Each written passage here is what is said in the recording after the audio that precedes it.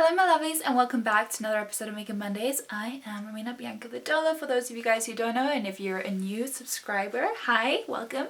And I'm so happy that you've joined me for another one of my videos. Today's video is this soft pinky glam look where it's that elongated eye with the eyeliner and then pretty lashes and just like nice glowy skin. So I hope that you enjoy watching this video.